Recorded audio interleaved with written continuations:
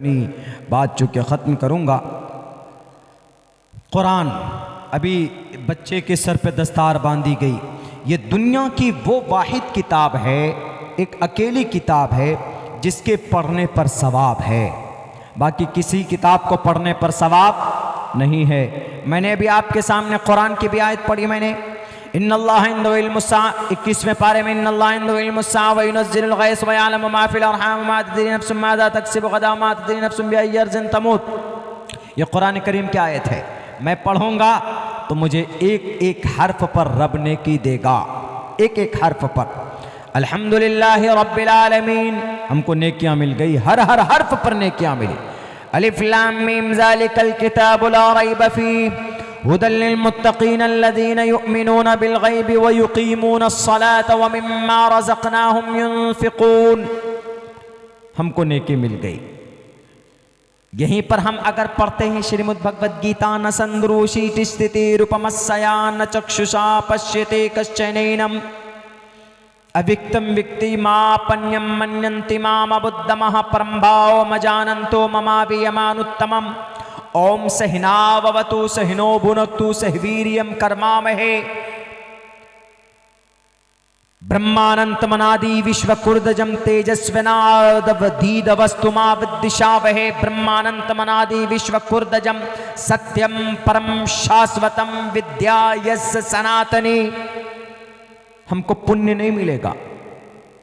खुद हिंदू भाइयों के अकीदे के मुताबिक अगर हिंदू भाई हनुमान चालीसा पढ़ते हैं, गायत्री मंत्र पढ़ते हैं, तो उनको पढ़ने के बाद जिस मकसद के लिए पढ़ेंगे वो उनका मकसद पूरा हो सकता है उनके अकीदे के मुताबिक। मिसाल के तौर पर किसी इंसान को जिन्नात चढ़ ले, यानी किसी इंसान को भूत आ गया, देहाती लफ्ज़ों में किसी को असर हो गया, बोलते हैं ना कि इस पे जिन्नात सवार है, जिन्नात परेशान किए हुए हैं, या किसी इंसान को कोई तकलीफ है, तो हमारा क्या अकीदा है कि भाई मौलाना साहब के पास लेके चलो।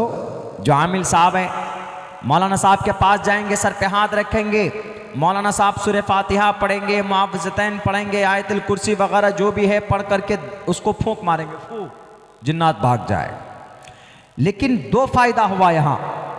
एक तो सूरह फातिहा अगर पढ़ेंगे एक एक हर्फ पढ़ने की, दूसरा फायदा यह कि पढ़ने के बाद जब फूंक मारेंगे तो सूरह फातिहा की बरकत से, खुदा के कुरान की बरकत से अल्लाह बीमारी से शिफा देगा। ये दूसरा फायदा। लेकिन वहां पर अगर किसी जिन्नात को भगाना, हिंदू भाइयों के अकीदे के मुताबिक अगर उनकी किताब का कोई मंत्र वो पढ़ता है, जय हनुमान ज्ञान गुण सागर, तो वो सिर्फ भूत भाग सकता है उनके अकीदे के मुताबिक, लेकिन उनको पढ़ने पर कोई सवाब नहीं मिलेगा। हमारे कुरान पढ़ने पर दो सवाब, एक मकसद पूरा होगा अगर अल्लाह ने चाहा, दूसरा मकसद पूरा ना हो लेकिन दूसरी चीज तो यह है कि नेकी मिलेगी ही मिलेगी। अगर कोई अटक कर पढ़ता है तो भी नेकी मिलेगी उसको। जैसे अल्हम्दुलिल्लाहि रब्बिल आलमीन अर्रहमानिर रहीम मालिकी यौमिद्दीन इय्याका नअबुदु व इय्याका नस्तईन इहदिनस सिरातल मुस्तकीम सिरातल लज़ीना अनअमता अलैहिम गैरिल मग़ज़ूबि अलैहिम वलद्दाल्लीन। आपने सुना, आपको भी नेकी मिली, मैंने पढ़ा, मुझे भी नेकियां मिल गई। पढ़ने पर, सुनने पर नेकी मिल गई। लेकिन अगर कोई आदमी अटक कर पढ़ता, जैसे अल्हम्दुलिल्लाहि रब्बिल आलमीन, नहीं पढ़ा जाता। बहुत से लोग नाजरा देखकर पढ़ते हैं, अटक अटक कर पढ़ते हैं, इतनी तेज नहीं पढ़ पाते हैं। अल्हम्दुलिल्लाहि रब्बिल आलमीन अर्रहमानिर रहीम, ऐसे ऐसे करके पढ़ते हैं, बहुत से लोग देखकर पढ़ते हैं। तो अल्लाह के नबी फरमाते हैं उसको दो अजर मिलेगा। एक नेकी तो मिलेगी उसको कुरान पढ़ने का कि पढ़ रहा है, दूसरी नेकी मिलेगी उसको अटक अटक कर पढ़ने का। बताओ दुनिया वालों, दुनिया की कोई किताब है ऐसी कि अटक अटक कर पढ़ेंगे भी? अगर आप एग्जाम में अटक अटक कर पढ़ेंगे तो कहेगा कान पकड़ कर भागो, निकलो कमबख्त, तुम याद करके नहीं आए। लेकिन अल्लाह का कुरान अब अटक कर पढ़ रहे तो अल्लाह करे कि एक नहीं एक और दो। वाह, बताइए है ऐसा निजाम दुनिया में? यह है खुदा का कुरान। मन अरादल इल्मा फल्यतदब्बरिल कुरान। अल्लाह के नबी फरमाते हैं जो इल्म हासिल करना चाहता है वो कुरान में गौर करे। फ़इन्न फ़ीहि इल्मल अव्वलीन वल आखरीन।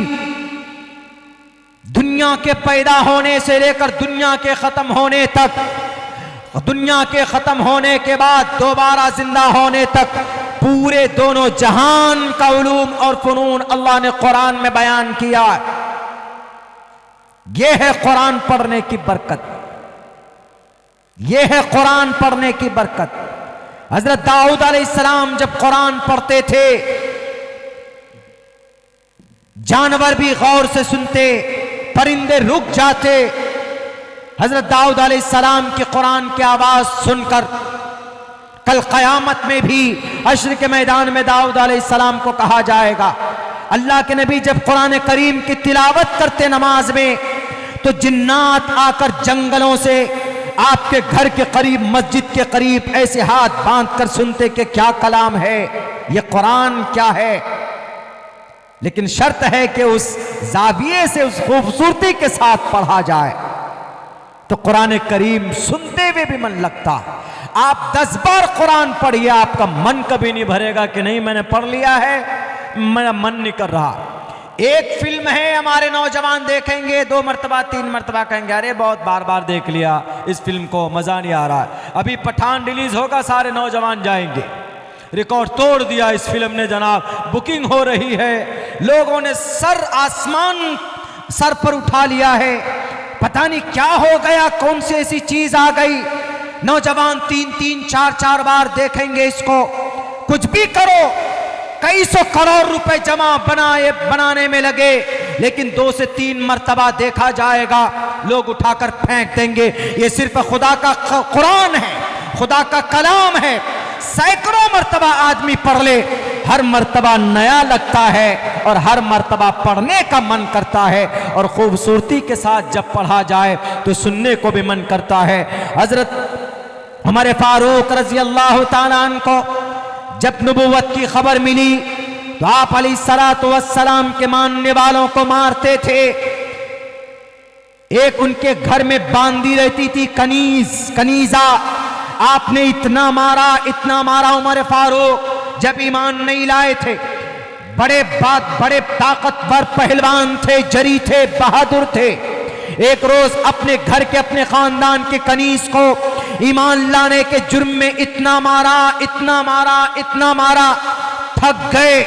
उन्होंने कहा कि आज मैं थक गया हूं, आज सांस लेता हूं, आराम करता हूं, मैं कल तुम्हारा हिसाब लूंगा, मैं कल तुझे बताऊंगा कि तूने मोहम्मद के दीन को क्यों उनके दीन को, मजहब को क्यों अपनाया। आज मैं थक गया हूं, कल मारूंगा। उसके बाद फिर कल होकर फिर कल पीटते, फिर थक जाते, फिर छोड़ देते। लेकिन मेरे भाइयों, उमर फारूक के दिल में जर्रा बराबर भी नरमी और तब्दीली नहीं आई। एक रोज जा रहे थे, उन्होंने सोचा कि आज तो मैं लोगों को मारता हूं जो मोहम्मद के कलीमे को पढ़ता है, जहां से ये कलमा निकलता है जिस मोहम्मद की जुबान से, मैं उसी मोहम्मद का अलियाज़ु बिल्लाह ना तमाम काम तमाम कर दूंगा। हाथ में तलवार लेते हैं, चलते हैं मोहम्मदुर रसूलुल्लाह को खत्म करने के लिए। एक शख्स कहता है कि मोहम्मद कहाँ जा, ए उमर कहाँ जा रहे हो? उन्होंने कहता है कि मैं मोहम्मद का खात्मा करने चला हूं। तो वो शख्स कहता है कि तुम्हारे घर में तुम्हारी अपनी सगी बहन फातिमा बिन्ते खत्ताब वो मोमिन बन चुकी है, मोमिना बन चुकी है। पहले उससे जाकर सवाल करो, जवाब करो, तब जाकर मोहम्मद के पास जाना। घर के एक फर्द का मोहम्मद की दीन को अपना लेना, उनकी शरीयत को मान लेना। उमर फारूक को और ज्यादा गुस्सा आता है, फौरन मुड़ते हैं, अपने बहन के घर पे जाते हैं। वहां पर कोई कुरान पढ़ा रहा होता है, उसकी आवाज कानों तक पहुंचती है एक आयत की, तो फौरन और गुस्से में होते हैं। उसके बाद फिर बहन को कहते हैं जरा वो मुसव्वदा दिखाओ। जब वो कुरान दिखाओ जिसको तुम पढ़ते थे, वो डर से छुपा देती है। अपने बहनोई को मारते, पढ़ाने वाले को मारते, इतना मारते हैं। तारीख की किताबों में लिखा हुआ है कि उमर फारूक अपनी बहन को इतना पीटते हैं कि पूरे बदन को लहूलुहान कर देते। हजरत फातिमा कहती है कि उमर, जिस माँ का दूध पीकर तुम्हारे रगों में ताकत और खून बना है, उसी माँ का दूध मेरे रगों में भी है। जो हिम्मत तुम्हारे अंदर वही हिम्मत मेरे अंदर, जो खून तेरे अंदर वही खून मेरे अंदर। तेरे अंदर मारने की ताकत है तो मेरे अंदर बर्दाश्त करने की ताकत है। तुझे जितना जुल्म करना हो तू कर ले। मैं कभी भी कुरान पर ईमान ला चुके हो, मोहम्मद के दीन को मान चुके हो, अल्लाह की वहदानियत को मान चुके हो, कोई मुझे नहीं हटा सकता अपने मौक़िफ़ पर। उमर फारूक के दिल में एक दाइया पैदा होता है कि आखिर है ये क्या कुरान। जो सुनता है उसकी दिल की कैफियत बदल जाती है। उन्होंने कहा कि बहन जरा मुझे भी बता, मुझे दिखा, मुझे ला, मैं पढ़ना चाहता हूँ। उनकी बहन कहती है कि उमर तुम नापाक हो, नापाक इंसान इसको पकड़ नहीं सकता। जाओ पहले नहा करके आओ, धो करके आओ, अपने आप को पाक पवित्र करके आओ, उसके बाद तुम इसको छू सकते हो। उनकी बहन कुरान करीम पढ़ना शुरू करती है, सूरह ताहा की आयतें पढ़ती है, एक आयत दो आयत पढ़ती है, दिल की कैफियत बदल जाती। एक पत्थर दिल इंसान को, उनके दिल को अगर किसी ने मोम किया है तो कुरान करीम की आयत ने मोम किया है।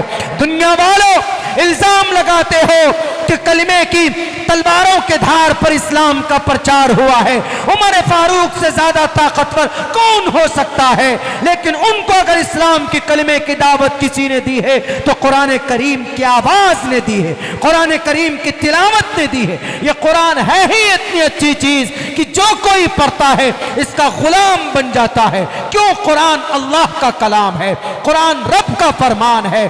कुरान जो पढ़ता है, सुनता है, दोनों को नेकियां मिलती है। कुरान पढ़ने वाले को कल क़यामत में रब जहन्नम का फैसला किसी इंसान के हक में होगा, लेकिन अगर कुरान से मोहब्बत होगी, कुरान पढ़ने वाला होगा तो अल्लाह का फैसला हो चुका होगा कि जहन्नम में डाल दो। लेकिन कुरान पढ़ने की वजह से कुरान आकर कहेगा कि ए अल्लाह, इस इंसान को जहन्नम में नहीं डाल सकते। अल्लाह कहेगा क्यों? कहा कि इस शख्स ने मुझे पढ़ा है, इस शख्स ने मुझे सीने से लगाया है, इसलिए मैं इसको नहीं जाने देना चाहती। मैं भी जाऊंगी, आप अगर इसको जहन्नम में भेजोगे तो मुझे भी जहन्नम में डालो। उस शख्स को कुरान जहन्नम से निकाल कर जन्नत में उसका फैसला और भेजेगा। वो कौन? वो सिर्फ कुरान करीम की ताकत होगी। यह है कुरान की ताकत।